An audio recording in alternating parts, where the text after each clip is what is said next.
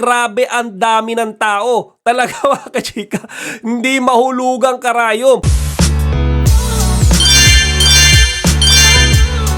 Magandang araw mga kachika!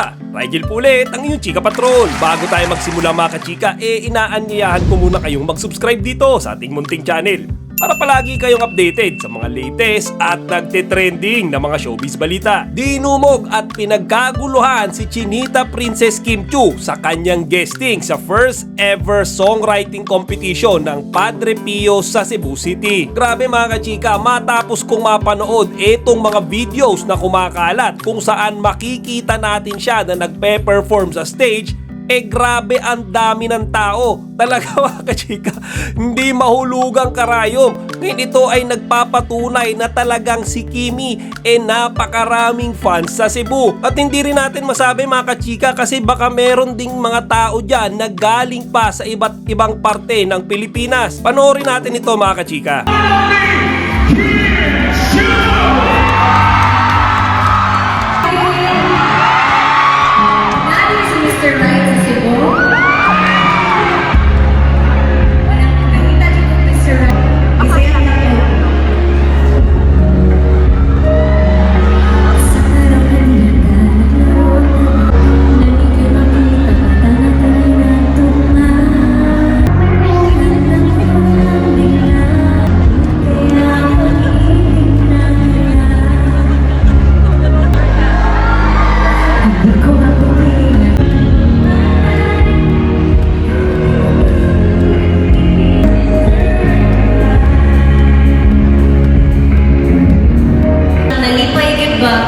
Okay na niya ako sa istorya. Okay na yun kayo, klaro ra.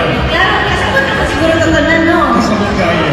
Bugat mo pamina mo niya. Bugat ako kami na nag-apo lang per every paggawas na ako sa simbahan, murag nahuwasan ko, murag ka ng naihihab na ko, or naihihomfort. Di ba kachika, ang daming tao. Kaya nga nung kumakanta si Kimi, mapapansin ka agad sa mukha niya yung alam niyo yung expression na sobrang na-appreciate niya lahat ng mga fans na talaga namang walang sawang sumusubaybay at sumusuporta sa kanya. Sabi nga nung ibang mga nagko-comments dyan, kahit bumabagyo ngayon sa Cebu, hindi pa rin mapipigilan yung mga solid fans ni Kim Chiu na sumugod dyan sa convention center sa Cebu para nga umattend dyan sa writing competition ng Padre Pio. Ngayon, hindi rin talaga natin masisisi yung mga fans kung bakit ganyan sila ka-supportive kay Kimi.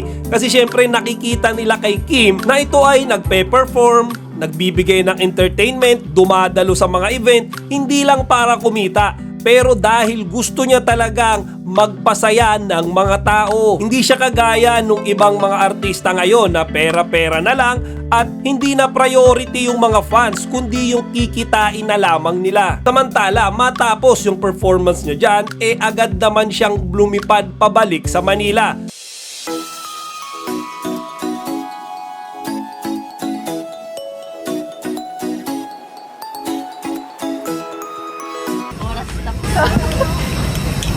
Daghang salamat, Cebu.